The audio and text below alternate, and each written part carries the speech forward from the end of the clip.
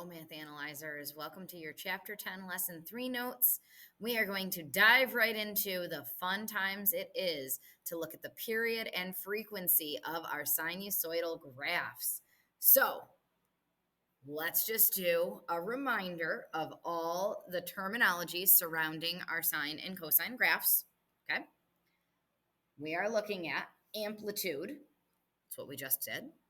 Being the distance between the midline and the max, or the midline and the minimum. Okay, so that amplitude is just how big from your midline is your top going to be, and your bottom going to be of each of your two curves, right? So how far from that midline? The midline, of course, is that kind of axis of symmetry that's horizontal that is cutting your sinusoidal graph in half, okay?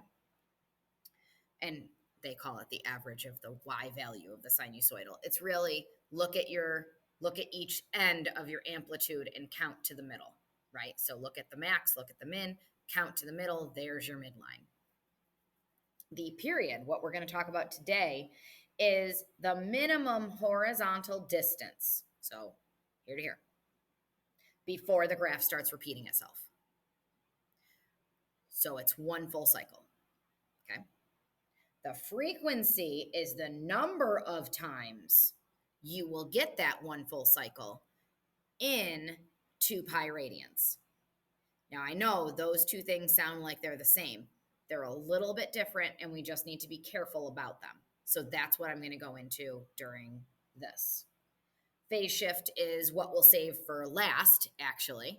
We'll be moving up and down later, but a horizontal shift, when we do a phase shift, that we're saving for last out of all of our transformations, because it's actually the most difficult to understand. But we got to get this period and frequency thing down.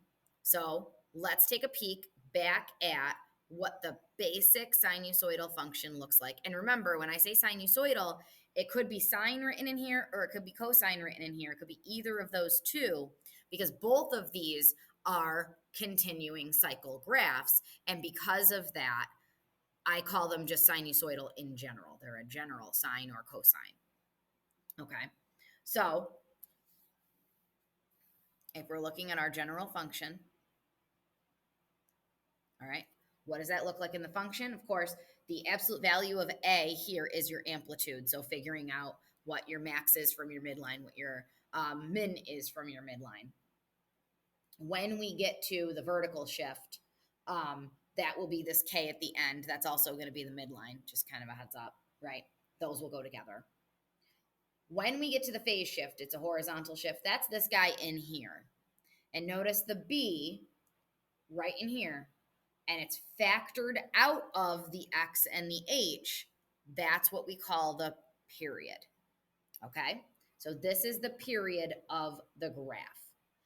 That value is, whatever this B is, you divide 2 pi by it.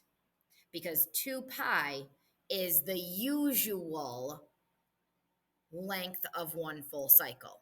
So as we've been looking at our typical and classic sinusoidal graphs, we've only looked from 0 to 2 pi essentially and seen one full cycle occur. Well, now we're going to be indicated that sometimes that's not the case. Okay, sometimes that's not going to be the case. Sometimes there'll be a different period, which means you'll have more sine graphs happening at once, or it'll take longer for a whole sine graph to happen, longer than 2 pi. Okay, that's what we mean by this. All right. Just kind of another, perspective on what we're talking about in each of these things. Okay, so I'm going to start with this perspective right here and go from there. So just kind of reminders, your maximum is how high do we get? Your minimum is how low do we get? The midline is the halfway point for those. Okay, so figuring this distance out is an amplitude. And of course, from the midline up. One period is one full cycle. So from here to here, there's one full cycle of the graph. Okay? One full cycle of the graph. The frequency is how many periods fit in 0 to 2 pi. Okay, so that's why they sound almost the same, but they're not. And that's why we have to partner them together so we can make sure we have that very subtle difference in which one is which. Okay? All right. Let me just look at this guy because this is a guy who goes a little past 2 pi, right? This does have one full cycle occur from 0 to 2 pi, just like we've been looking at. Okay, this also does have the classic amplitude of 1, right? Because it only goes up or down 1 and has that midline at y equals 0. Okay, so right here. Okay, so that is our midline. Notice another full cycle occurs out to 4 pi.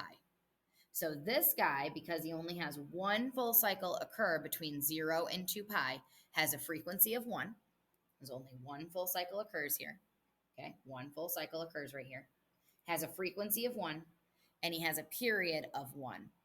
Okay, because he goes from 0 to 2 pi and has one full cycle happen. All right, so that's what we're looking at. And that's what we're going to mess with today. So even better examples of this happening. This is a sine function where we now have messed with the period, okay? How many happen?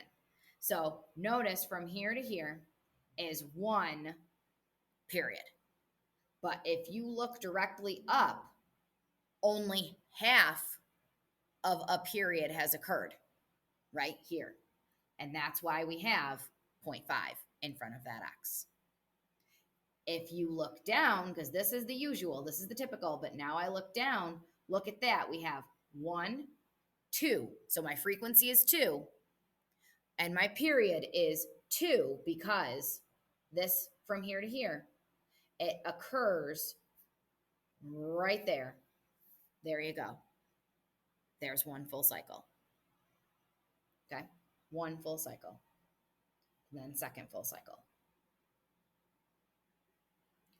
How can you calculate the period and frequency from a sinusoidal function? So the calculation of that, you find your period by taking 2 pi and dividing it by whatever the b value is, and you kind of flip-flop those to get the frequency. So your b value is equal to 2 pi divided by your period. Okay? In other words, if your period is 2, the frequency is 1/2. Okay? So how that kind of works. The period was 1/2 here. You're going to get all the way to here before you have one full cycle. Okay? And that's why this is 1/2 from here to here, because that's typically, this is where we get to 2 pi right here. Okay? So you've got half of your cycle that occurred. So that's your frequency. Your period is how far did it take me to get one full cycle in? And that's taking me all the way out to 4 pi, way out here. Okay, so that's why that's doubled. Okay, your period is doubled than usual. So that's how there's an inverse relationship there. Okay, versus if you're 1-to-1, 1 period, 1 frequency, you get 1 cycle in from 0 to 2 pi, and you have 1 cycle that occurs from 0 to 2 pi as your frequency. Okay? That's why they have that kind of inverse relationship. So it's something that's like difficult to nail down, but we'll get it when we look at these examples that we do ourselves. Okay?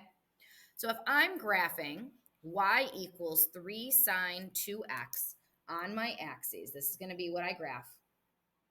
Okay? And you'll be able to watch me do this, and then I just want to warn you in advance, you can see down here the answer. Okay? So I'm just giving you a heads up so we have an idea what's going to happen here. Okay? What we're seeing is an amplitude of 3, because that's my A value that's out in front. We're going to have a sine curve, so it's going to be starting at 0. So it's starting at 0, and I'll go up first and then back down and back up. Okay? So that'll be my start. And then we've got this 2 in front of the x as our b value. So remember how we do that, okay? So how we look at that is that we plug in 2 pi divided by this b value. Now, I just want to point out that because we don't have any phase shifts yet, we don't have anything being added or subtracted with the x. So that's what's happening, why this is very basic right now. Still very basic, okay? So again, this is your amplitude, your a value, okay?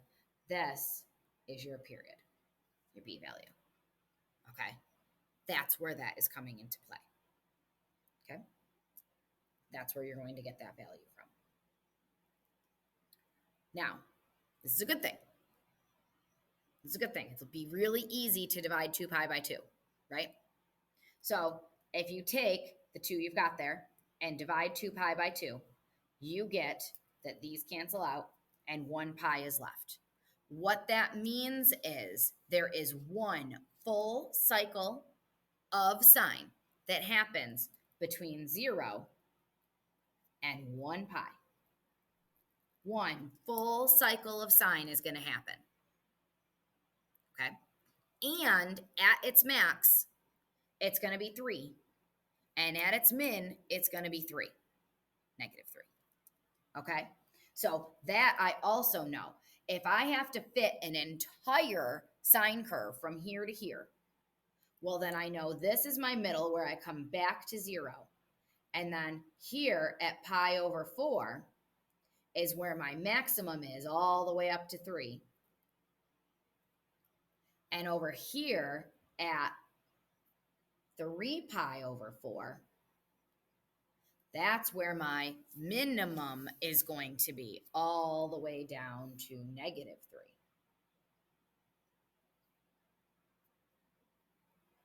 3. Okay, so you can see that's a lot going on. And that's just one cycle that you had to think of. So that's why we did the amplitude first.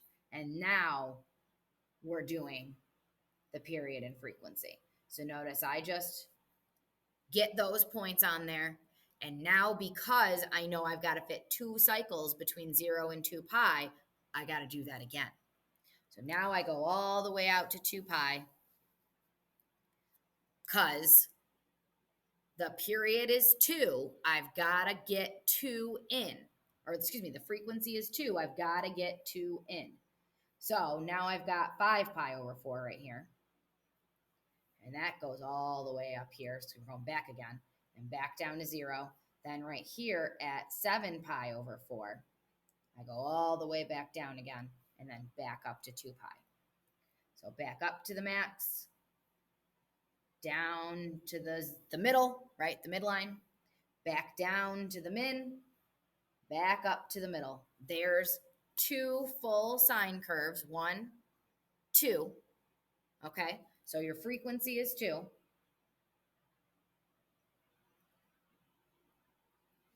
And your period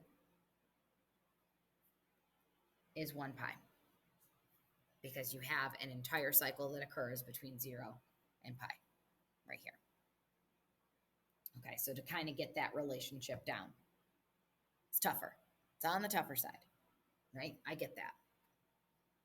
I did actually tell you what each of those points are at the very bottom. I'm really not concerned with that. I'm more concerned with if you can get those points on the graph and get the right graph that happens. And so if you look below, we do have the correct graph based on what we've been looking at. Let's try it again. This time, I'm going to put a 1/2 in there. Okay, this time we got to put a 1/2 in there. And again, we're going from 0 to 2 pi. So if I've got a 1/2 in there, all right, if I've got a 1/2 in there, that tells me that I'm only fitting half of the sine curve from 0 to 2 pi. That's it. And so since my amplitude right here is a positive 2, that means I end up going all the way up to 2. Okay? Now, if I can fit a whole sine curve where I'm looking, I will go down to -2, but I'm not going to be able to. So just so you know, that's actually not going to get graphed here. Okay? And let me just again show you this value right here, right? Because how you figure this out is 2 pi over b. And if your b value is 1/2, that's the value in front of x. So if your b value is 1/2, and you've got to do 2 pi over 1/2, you are actually multiplying top and bottom by 2 so that this cancels out and you end up with 4 pi as your period. That means that I get a full sine curve from 0 to 4 pi, which means that from 0 to 2 pi, I only get half of the sine curve, or that exact b value, okay? So that's how we look at these things. I don't need you to list the points. Let's actually graph them, okay? Let's actually graph this. So we're going to go a max of 2, a min of -2 that we're actually not going to get to because sine starts at 0, 0. And it's going to end halfway at 2 pi, which means I hit my max at pi, okay?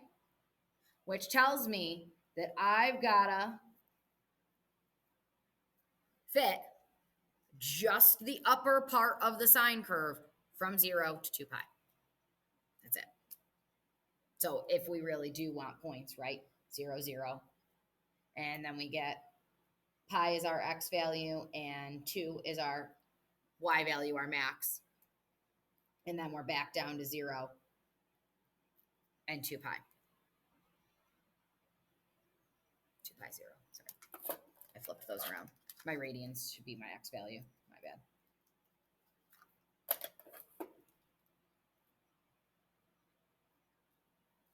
Okay. 2 pi 0. That's it. That's how we want to look at these. Okay. So one more time. The period is figured out by taking 2 pi divided by the b value, and the frequency is the b value. How many are you going to fit? How many total cycles are you going to fit? Okay, so that this way we kind of look at it when we're looking at it. That's what we can see is our figuring those two pieces out. Why they both have to do with 2 pi, because the classic sinusoidal graphs from 0 to 2 pi. I know I just looked at sine for both of these, but if you're talking about cosine with something like this, it just means that you're starting up and extending your graph. Okay? So that's all it means is cosine is the one that starts up, whereas sine is the one that starts at 0, 0. Okay, so that just indicates your starting point when you're looking at which sinusoidal function you've got. All right, we'll give this homework a try. We'll work together on it. This has been Math Analyzers, your Chapter 10, Lesson 3 notes. I will, of course, be seeing you, and we'll continue working on this because I know it's tough to transform our sinusoidal functions. All right, good luck. See you soon. Bye.